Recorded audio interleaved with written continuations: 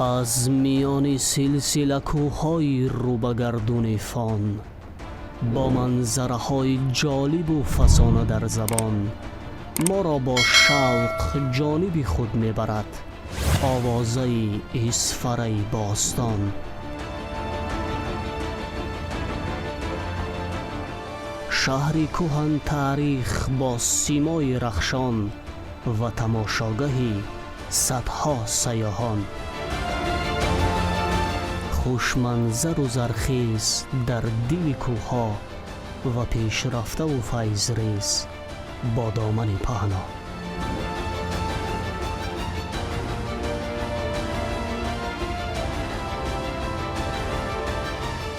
مکان سنت و رسوم پر افتخار و هنرمندان چیره دست و نامدار.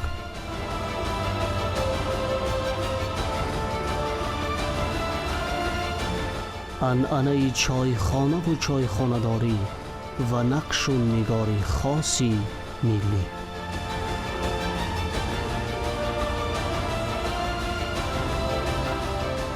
اسفره پاره سراسر حسن آفرین و پرگنج سرزمینی تاجیکان.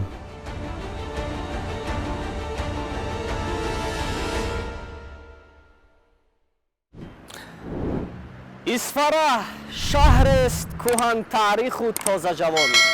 آن در بلندی 800 متر از سطح بحر در شمال تاجیکستان دامن پهن کرده است. در تاریخنامه ها نام اسفره همچون اسبره یاد می شود، یعنی چی زیبا. واقعا این مکان با دشت و دامن پهنا، رودهای جانبخش، اوج سازندگی ها و محصول ارزنده هنروران اصیلش چی زیبا و نظررباست. هنرمندی عادت یا خود سنتی از همه معمول اسفرگی است و حتی برای اکثریت منبع یگانه درآمد و حساب می رود.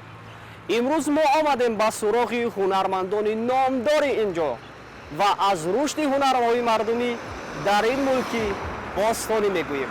با ما بمانید.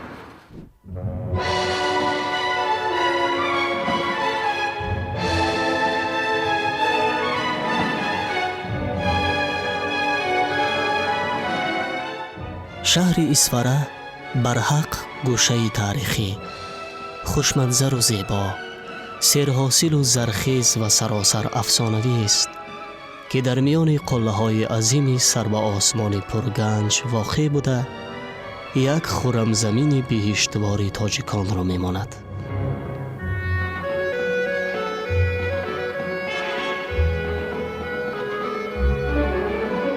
اسفره گذشته خیلی پرتحول را در بر دارد.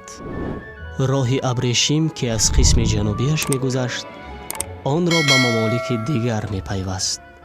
ثروت‌های طبیعی، میوه‌های شکرین و محصول دست مردان هنرورش آوازه این کهن شهر باستانی را به دوری‌های دور میبرد. همین است که تا حال یکی از گوشه‌های نادر و دارای تمدن غنی تاجیکان موجودیت دارد.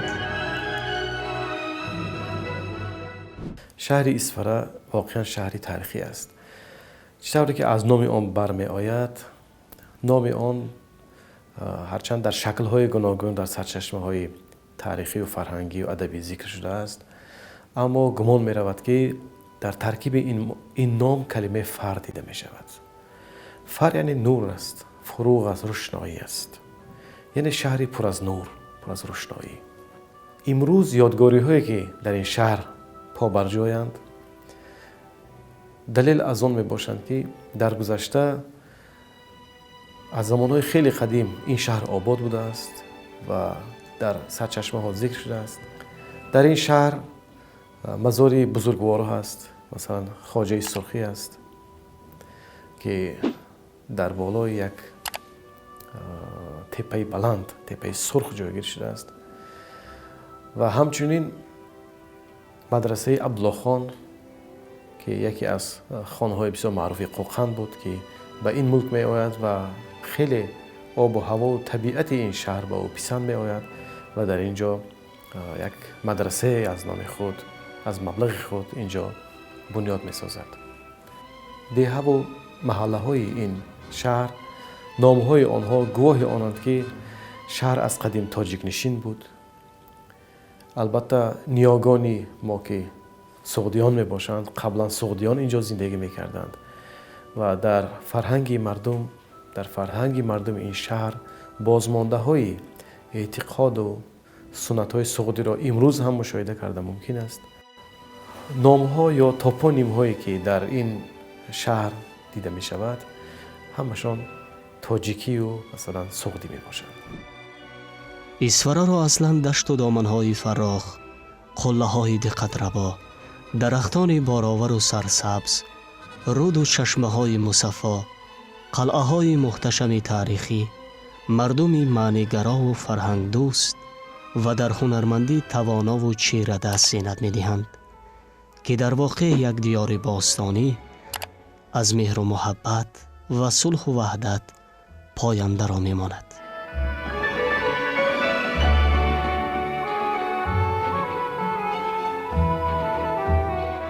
از عهد باستان تا به حال باقی ماندن نمونه های بلند صنعت معماری و هنرمندی در اینجا بازگوی آن هستند که ایسفرگی ها از گذشته های دور در نگاهداشت و رونق بخشیدن تمدن پرقناوت حصه ارزنده گذاشتند. ایسفره از قدیم همچون شهر هنرمندان آواز یافته است. استاهای اینجا 10 ساله هاست با محصول ارزنده صاحب نامند و با حس زیبایی پرستی محبت صمیمانه شان را به کسب و هنر افزون می نمایند.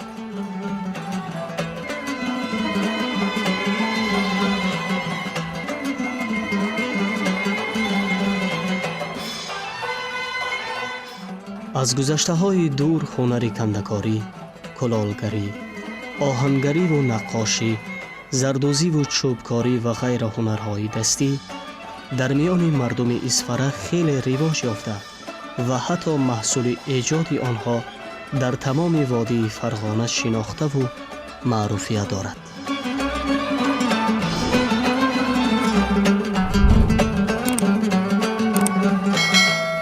کوههای زیبا و پرنقش ایسفره نه تنها نشان سربلندی مردم بلکه مکان کندنی های فایده‌ناکند و ثروت‌های طبیعی را هنرمندان محلی همچون محصولات خام استفاده برده‌اند و می‌برند.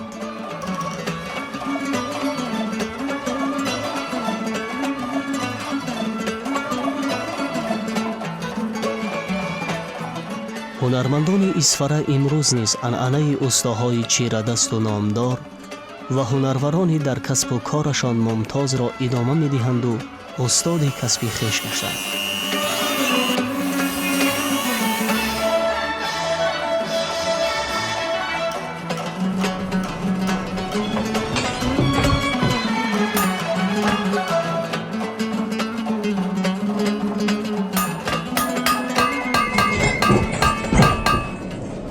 شهر ایسفره واقعا مکان هنرمندان است، مکان صنعتکاران است. مکانی است که از دوران خیلی قدیم در اینجا عنعنه‌های گوناگون رشد یافتند. در بخش هنرمندی در ایسفره هنرهای کندکاری، چوبکاری، زرگری، زردوزی، طاق‌دوزی خیلی خاص می باشند.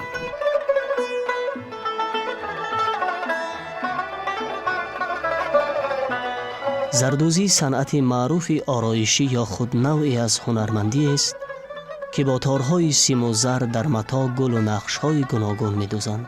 اصلاً در صنعت زردوزی 2 نوع نقش دوزی، زمین دوزی و گل دوزی معمول است. در روی متا یا لباس با رشته مخصوصی که از نخ زر تیار کرده شده است، با مهارت بلند و ذوقی به اندازه نقش آفریده می‌شود.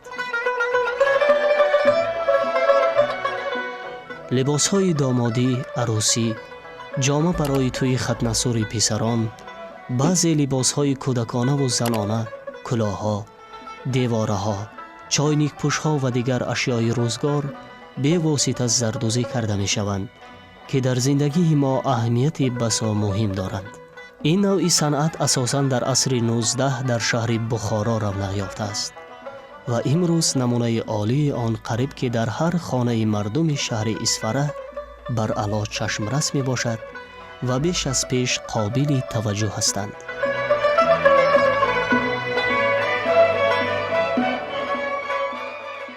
بیننده های عزیز، در شهر اسفره قریب در هر یک خانه شما شاهد نمونه بلندی هنروران این دیار میگردید و امروز ما اومدیم به خانه نظیرخان آرتیق و یکی از هنرمندان بسیار هم صاحب نام در شهر اسفره و میخواهیم از زحمت هنرمندی، از رسالت هنرمند صحبت کرده باشیم. یعنی اختیار کردن و رو آوردن به هنر و هنرمندی برای شما میراثی بود یا خواهش و ذوق خودتان بود؟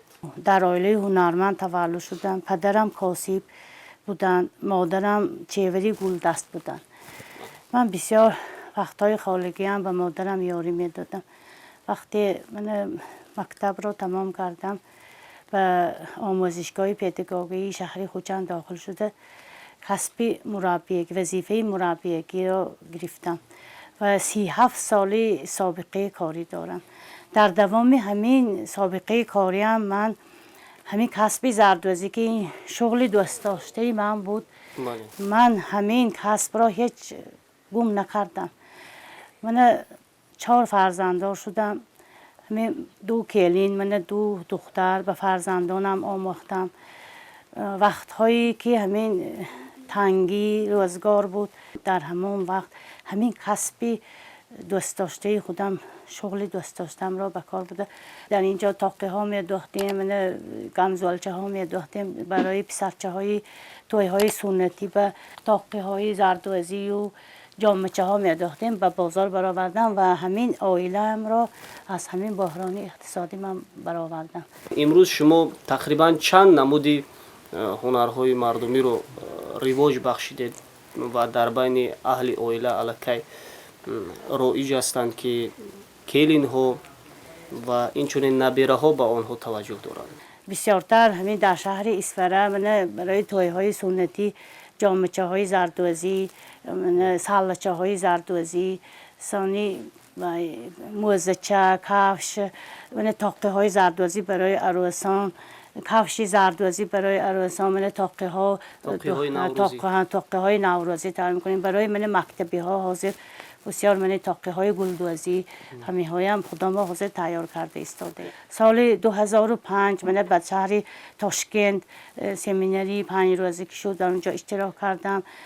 در سال 2009 در جمهوری افغانستان که در آنجا کنفرانس زنهای صاحبکار شده گذشت، به همونجا هم اشتراک کردم و در دوشنبه من یک چند سمینارها، من نمایش هایی که از 52 مملکت تی جهان آمده بودن به همون اشتراک کردیم. من عائلوی در همون اشتراک کردیم.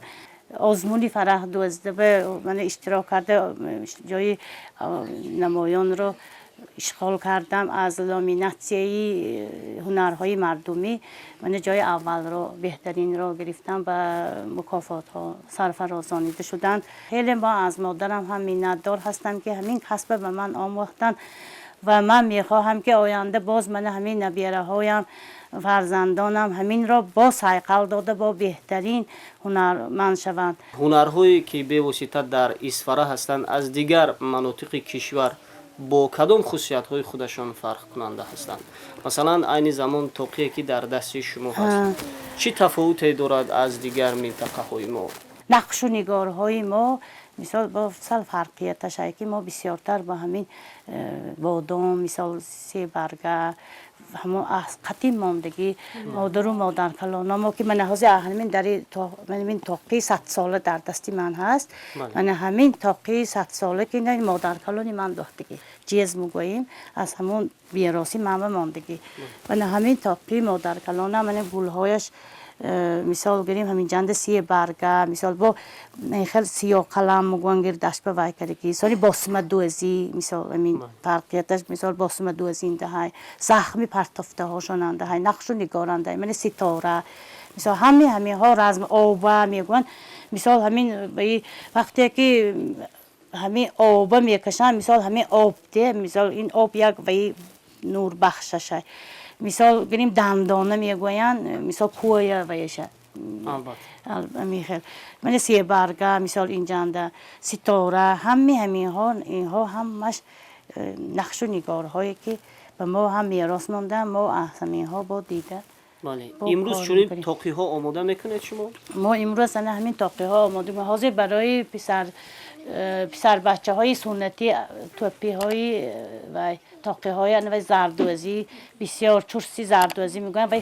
همون محصولات دستان خدا ما که همین اختراع کاری خدا ما هست همین بسیار توجه زیاد دارن ثانی با من این سلاح های بسیار توجه زیاد داره این هم خدا ما آماده کردگی یعنی به واسطه امروز محصول دسترنج شما خریداران خاصی پیدا کرده پیدا کردین البته باز به همین مراجعت میکنن به محصولات های ما من این هر هفته به روسیه و امریکا و آلمان و همین مملکت های دوردست گرفته میرم برای تحفه همچون تحفه گرفته میرم با بعضی ها مثال این خیلی تاقیچه های مایده همون ارمغان های سیاهی انواع شترچه اسبچه سمیخل های هم میسازیم همین های هم یک برای یک تحفه هم سبوک هم بردنش آسانتر چون سیاهان میآیند البته با خودشان میگیرن گرفته میبرن همین سومکچه مثلا همین چیزهایی که محصولات هایی که ما بسیارتر تیار میکنیم که برای که همین سیاهان که بهترین باشه و من بسیارتر فخر میکنم که همین مادرم به من چنین کسب را یاد دادن حالا مادری من در قید حیاتند و اعلان شدن سالهای 2019 2021 سالهای رشد دهات سیاحی و هنرهای ملی از طرف اساسگذار صلح و وحدت ملی پیشوای ملت پرزیدنت جمهوری تاجیکستان محترم امامعلی رحمان در فعالیت شما چی بهبودی شد و چگونه امکانیت ها به میان آمدند؟ سالهای 2018 سال 2021 من سالهای رشدی سیاحی و هنرهای مردمی گشت که این خیلی من به پرزیدنت ما من پیشوای ملت امامعلی رحمان منتداری خود را از نام خودم از نام فرزندانم از نام همه شاگردانم منتداری بیان میکنم که من همین سالها خیلی سالهای پرفیض شد من ما را از انداز آزاد کردن خیلی خرسندم و باز یک من دکانچه فروشی داریم که همون دکانچه حاضر من از طرف مقامات شهر ما همون به من همچون هنرهای مردمی همونجا سودا میکنیم هر روزه من همون دادن حاضر خیلی من میندار که همون در دکانچه سودا کرد استادیم در فعالیت من بعد شما برای موفقیت خواه هستیم و همینطور بیننده های عزیز سیاحت ما در شهر اسفر ادامه میکند و اکنون ما میرویم به سراغ دیگر هنرمندان این دیار.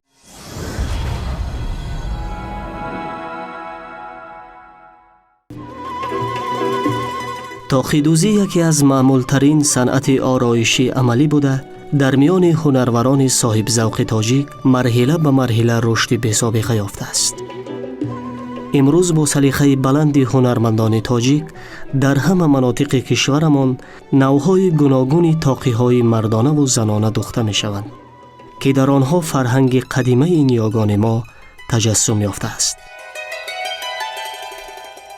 شهر باستانی اسفر نیز از قدیم تا حال دارای طاقی‌های مخصوص خود می باشد که از جهت دوخت و آرایش از دیگر گوشه‌های کشورمان فرقیت داشته در آنها نمونه بلند ایجاد مردمی حفظ شده است.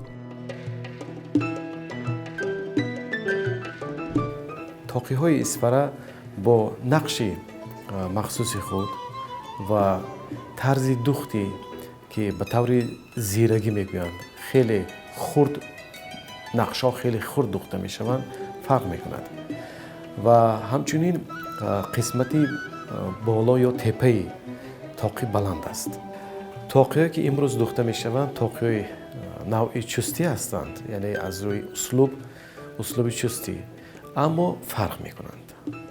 اون نقشی که در بالای مثلا نقش چارگانه‌ای که سفید است در بالای طاقی هست ба ақидаҳои махсус он муғҷа аст. дар муғҷа орзуи омоли мардум ниҳод шудааст ва ҳамчунин дар атрофи ин тоқиҳо, тоқичустӣ кунгураҳо дида мешавад. Кунгураҳо айнан ҳамон кунгураҳое ки бар сари қалъаҳо ҳаст ё ин ки кунгураҳое ки дар тоҷи подшоҳӣ дида мешавад. албатта тоқӣ худаш бо тоҷ ҳамреша аст, муарраб шудааст, яъне тоги масалан форсии миёна ба маънои сар тоҷ шудааст ва ҷои дигар тоқ шудааст, тоқӣ шудааст. яъне гуфта мешавад ки ин калапӯше ки мо тоқӣ мегӯем аз қадим дар байни мардум пайдо шуд. он тоҷро масалан подшоҳон мепӯшиданд, мардуми авом тоқӣ мепӯшиданд. аммо нақшу нигоре ки дар ин ҳаст ба нақшу нигори тоҷ монандӣ дорад. ва ҳамчунин тоқии гулдузии дигаре ки мардуми шаҳри Исфара доштанд, имрӯзҳо ҳам ин суннат идома дорад, аммо кам шудааст. тоқии гулдузии нақши гули бодом аст. нақши гули бодом ҳаёту орзуҳои рангоранги мардумро ифода мекунад ва хеле зебо аст, рангин аст. тоқие ки дар ҷашнҳо мепӯшанд. ин тоқи хоси маросимҳои азодорӣ нест. дар азодорӣ тоқии чустӣ мепӯшанд, аммо тоқии гули бодом аслан ба ҷавонон хос аст, ба наврасону ҷавонону махсусан наварӯсон хос аст. тоқии мардона ҳам дорад ва дар рӯзҳои шодӣ мепӯшанд.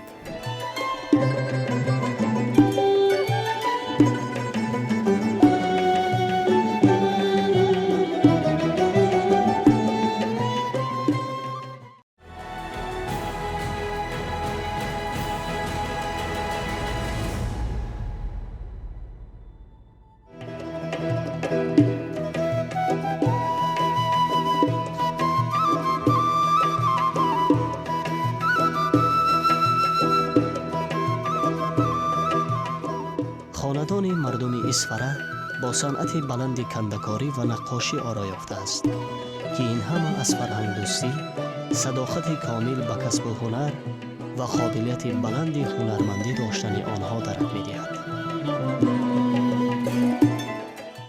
یکی از باستانی ترین و معمول ترین نمود صنعت عملی که در بین مردم اسفره رایج است، کندکاری است. آن واقعاً از معمولترین نمود صنعت ملی تاجیکان محسوب می‌یابد که تاریخی بیش از 1000 ساله دارد.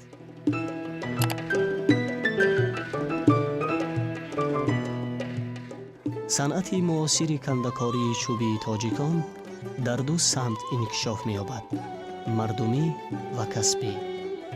ولی در هر دو هم عنعنه‌های عصری میانگی صنعت آرایشی نگاه داشته شدند. هنرمندان چیره‌دستی اسفره با ذوق بلند این هنر قدیمه را میراث‌بری نموده در میان خویش رشد تازه بخشیدند. اثرهای بزرگ کندکاری هنرمندان اینجا در سقف و ستون چایخانه و طربخانه ها به نظر می رسد که خیلی جالبند و زحمت چندین ماهه و حتی چند ساله هنرمندان اصیل را در بر می گیرد.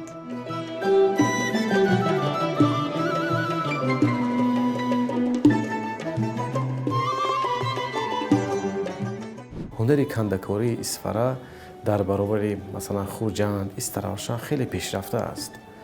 дар ороиши қасрҳо, сутунҳо, хонаҳо, ҳар гуна ошхонаву тарабхонаҳо ҳунармандони Исфара саҳми худро мегузоранд. ва албатта нақшу нигоре ки ҳунармандони ин минтақа эҷод карданд, албатта дар маҷмӯъ умумӣ ҳастанд, аммо боз услуби хоси худро дорад.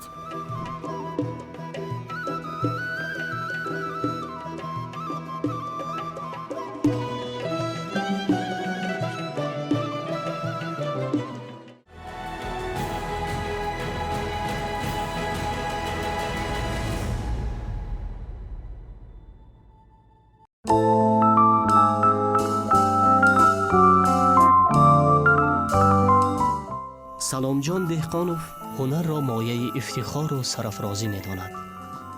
خرسند از آن است که محصول زحمتش بقای روزگارش است و از طرف خلق پسندیده گشته است. او زیاده از 20 سال می شود که به هنر چوبکاری را آورده است. چنانچه خود می گوید این کسب برای او میراثی است. از قبلگاه بزرگوارش نازکی های هنری مذکور را از خود نموده، محض خواهش و ذوق و تلاش دائمیش او را استای ماهر و نامآور در شهر باستانی اصفهان نمود و محصول ارزنده ایجادیش نه تنها در سراسر جمهوری بلکه بیرون از کشور نیز معرفی گشته است. پدری ما هم خدا رحمتی سهرو با کار میکردم.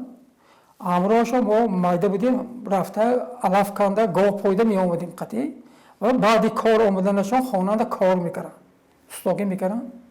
همین پیشنام شده تماشا کرده. وقتی که حواسم آمد دیدم که همین چیزی میسازم بازار میرن که همه میخرد. گرد اینجا کجا که همین چیز در بازار میخرد. و وقت شما پول میبینید. وقتی که چیز سازش که نخواهش شما دلگیر میشید. گرد بجانده. هنرهایی که هستن میسازش که نمیگرد میستد. تحقیر میمونن. لیکن هنرهایی هستن که وقتی که میسازید بازار برید در خریدار شد. باید هنرمند ایجادکار شد. چیزهای بهترین فکر کردنش دکار. همین چیزها یک چیز سازد که مضمون داشته باشد. بعد از سری وای آدم ها باید فکر کند که این برای چی نمی ساخته است. همون چیزی همون ساخته که باید تربیه کند آدم ها. گپ بجانده. من این سنگپوشتی که ما ساخته ساده‌ام، من سنگپوشت مونه. سنگپوشت آدم ساخته است. یک روز تماشا کردم یک وینده تلویزیونده سنگپوشت. این سنگپوشت آبی. تماشا کردم یک بار بینم واش من معقول شدم این کار. من گفتم همین سازم چی؟ بعد همین خودش انا موقع چوب و شما 10 تومان نمیخرید. انا موقع چوب دی خودش چوب 4 مغز 10 تومان نمیخرید. وقتی که وای میشکاسته من کار کردم من از این بود شود به حال هم بعد دوشان آدمای خودش نقش میگوید. من نمیگم آدما میگوید این فلان سنتی هم گفته. همین دوست کسی که دوست میداره چکلی که پیشوا میگه دوست داری باید کار کردن. حقیقتا من طرفدار جناب عالی باور کنید من هر گپی را آدم میزنه که من همین تاثیر میکنم من بود همیشه ساختن در حقیقتا باید همیشه شدن در کار. این از وطن داره که دیگه ملت قائل شود.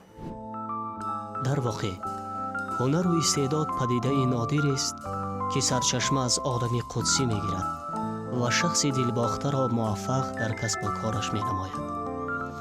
او از روز تا شام عرق جبین میریزد و تمام خواسته های دلش را در محصول زحمتش منعکس مینماید.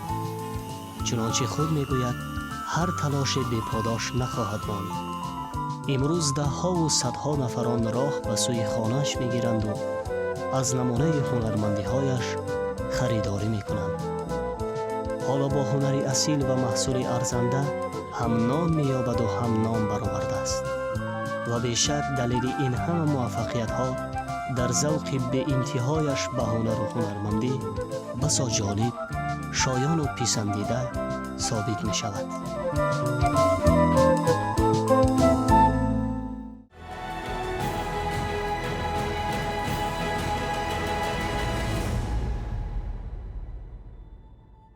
چایخانه‌داری یکی از عادت‌های خاصی مردم شهر اصفهان میباشد که از طول تاریخ تا به امروز در اینجا رایج میباشد.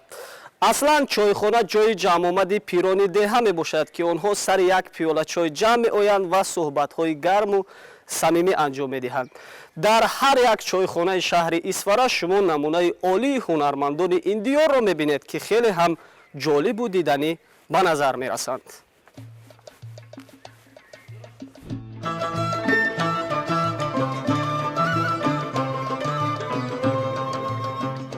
چایخانه واقعاً در شهرهای کهن و ده و دهه‌های ممالک شرق یک مکتب بزرگ آدم و آدمگری است. جایی که در آنجا تمدن پایه گذاشته می شود و اینجا نه منبرهای بلند بلکه همینگونه جایهای عادی است که برای مردم محلی بهترین مکان واخوری و برگزاری صحبت‌های گرم و صمیمی می باشد. дар ибтидои садаи 20 дар Исфара 20 чойхона амал мекарда аст ки дар ҳар яки онҳо санъати ороишии амалии ҳунармандони соҳиб завқу соҳиб мактаб бар аъло назаррас аст. чойхонаи Сино яке аз қадимтарин чойхонаҳои маҳаллӣ дар шаҳри Исфара мебошад ки таи солиёни дароз дар миёни табобатгирандагони осоишгоҳи Зумрат ва сайёҳони ҷаҳонӣ маъруфият доштааст. ин ҷо мардуми меҳнатдӯсти Исфара баъди анҷом додани корҳо ҷамъ меомаданду бо пиёлаи чой хастагиашонро рафъ мекарданд.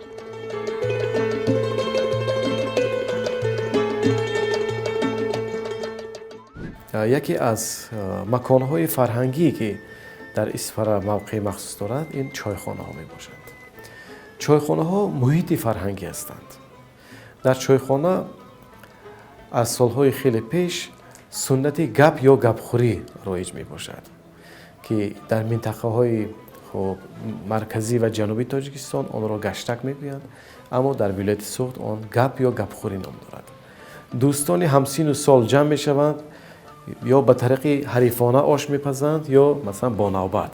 ҳар ҳафта масалан як нафар навбатро мегирад, оши палав омода мекунанд ва суҳбатҳои фарҳангӣ баргузор мешавад. ва ин анъана одатан дар чойхонаҳо баргузор мешавад.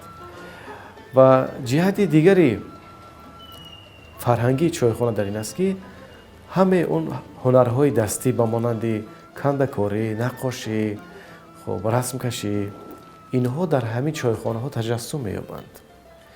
ва ин як намунаи фарҳанги моддӣ мешавад ки ҳар як бинандаи он як ҳаловате мегирад. ҳар як бинанда ба худ як маънии онро кашф мекунад. махсусан дар кандакорӣ, дар ороиши чойхонаҳо нақшҳои ислимӣ ва нақшҳои ҳандасӣ ё геометрӣ дида мешаванд. нақшҳои ислимӣ иборатанд аз баргҳо, гулҳо, муғҷаҳо ва ҳар гуна навдаҳо, марғулак ки инҳо албатта ҳар як кадом рамз аст. масалан занҷираҳое ки дар он ҷо мебинед, ин пайвандиро ифода мекунад.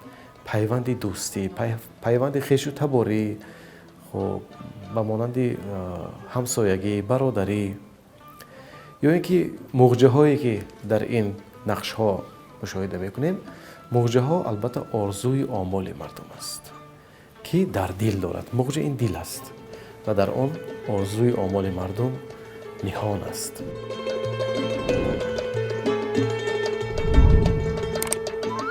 чойхонаи Сино дар пояи анъанаҳои ҳунари халқӣ бунёд шудааст ва дар тамоми водии Фарғона низ яке аз дурдонаҳои бебаҳо ба ҳисоб меравад. шоҳсутунҳои нақшину чӯбине ки дар бунёди толор истифода шудаанд, танҳо вазифаи ороишӣ доранд. эҳсосу афкоре ки ҳунармандони мумтоз дар ҳар нақш ҷо кардаанд, ҳамагӣ аз рӯзгори воқеии ин диёр бархостааст. ҳунармандон рангҳои нотакрори диёри маҳбубро бо маҳорати баланд инъикос намуданд. мутаассифона имрӯз чойхонаи мазкур дар пояи анъанаҳои қадимии мо амал намекунад ва қариб ки аз фаъолият боз мондааст. аммо чойхонаи маъруфи дигари шаҳри Исфара Ориён бо тақозои замон хусусияти замонавӣ гирифта, бо санъати баланди ҳунармандӣ дар ҳоли ҳозир яке аз нодиртарин гӯшаҳои фарҳангиро мемонад.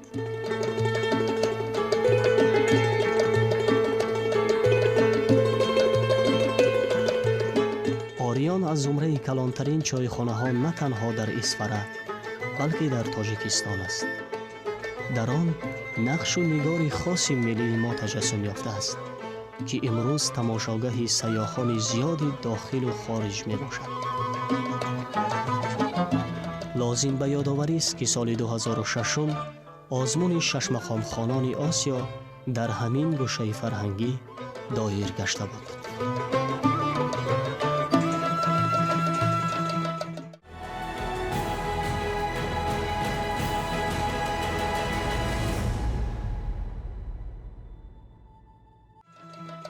در فضای آباد و آسوده زمان صاحب استقلالی، شهر اسفره به کامیابی‌های روزافزون در ساحه‌های گوناگون نائل گردیده است که دلیل واضح این همه را در رشد باثبات شهر مذکور و اراده متین ساکنان بنیادکار و میهن پرستش میتوان ارزیابی نمود.